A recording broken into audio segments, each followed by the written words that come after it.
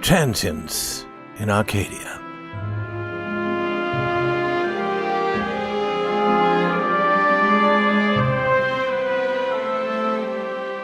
There is a certain hotel on Broadway that is very pleasant in the summer. Not many people have heard about it. It is wide and cool. Its rooms have walls of dark wood. There are green trees around it and soft winds. It has all the pleasures of mountain living and none of the pains. You will eat better fish there than you could catch for yourself in the streams and hills. You will have better meat than a hunter brings home from the forest. A few have discovered this cool spot in the hot summer of New York. You will see these few guests eating dinner in the hotel restaurant. They are happy to be there, and happy to know that they are very few. They feel especially wise because they have found this delightful place. More waiters than necessary are always near. They bring what is wanted before anyone asks for it. The pleasing distant noise of Broadway sounds like running water in a forest. At every strange footstep, the guests turn quickly and look. They are afraid that the restless pleasure-seekers will find their hotel and destroy its pleasant quiet. And so these few live during the hot season. They enjoy the delights of mountain and seashore. All is brought to them in their Broadway hotel. This summer, a lady came to the hotel giving this name: Madame Eloise d'Arcey Beaumont. The name was like a name in the story of a great romance. And Madame Beaumont was the kind of lady the Hotel Lotus loved. She was beautiful, and her manner was very fine. Everyone wished to serve her.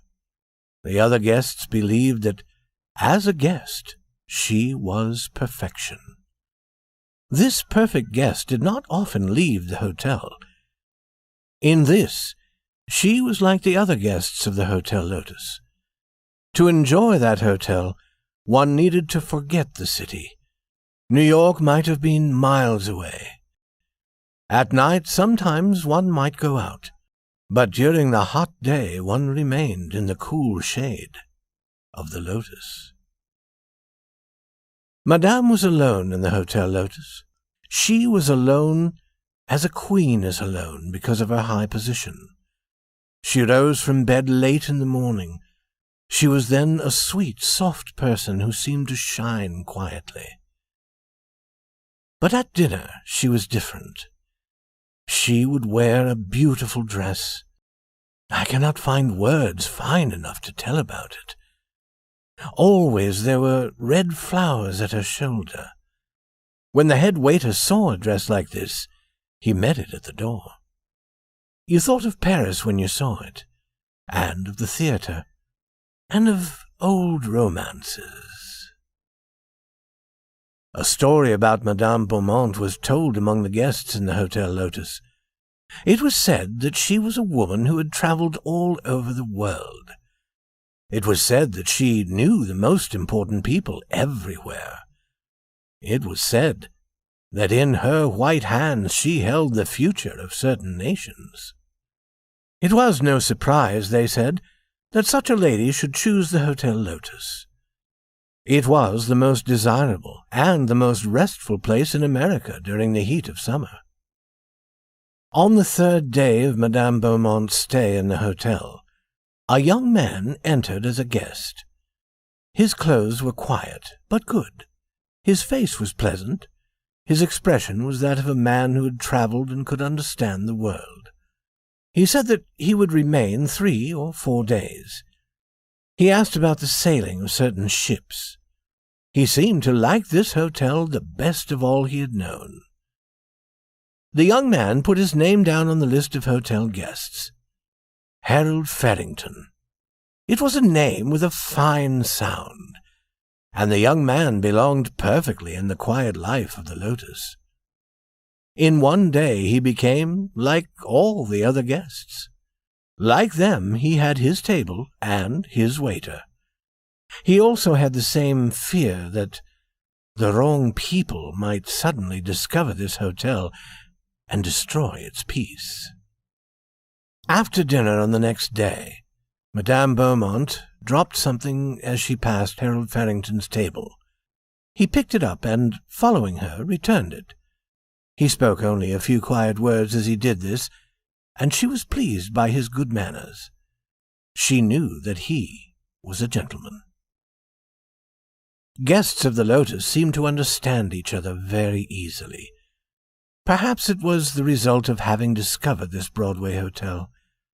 Guests felt sure that only especially fine people would enjoy the cool delights of the Lotus. Now, very quickly, a sudden friendship grew between Farrington and Madame Beaumont. They stood and talked for a few moments. "I have seen too much of the usual summer hotels," said Madame Beaumont, with a small but sweet smile. "Why go to the mountains or the seashore? We cannot escape noise and dust there. The people who make noise and dust follow us there." "Even on the ocean," said Farrington sadly. "Those same people are all around us. What shall we do when they discover the Lotus?" "I hope they don't discover the Lotus this week," said Madame.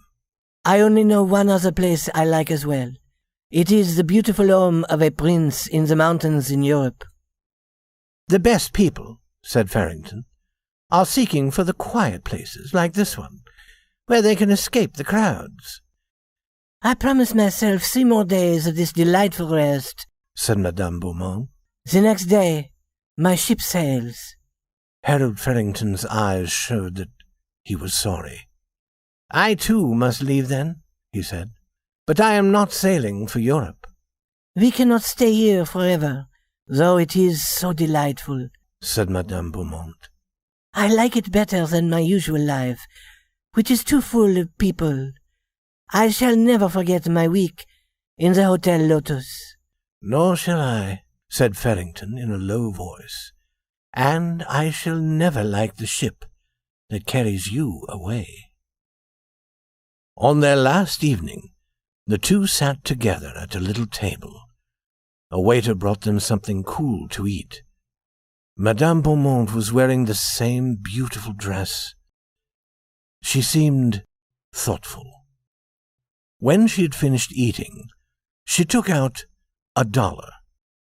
"Mr. Farrington," she said with a smile that everyone in the Lotus loved, "I want to tell you something.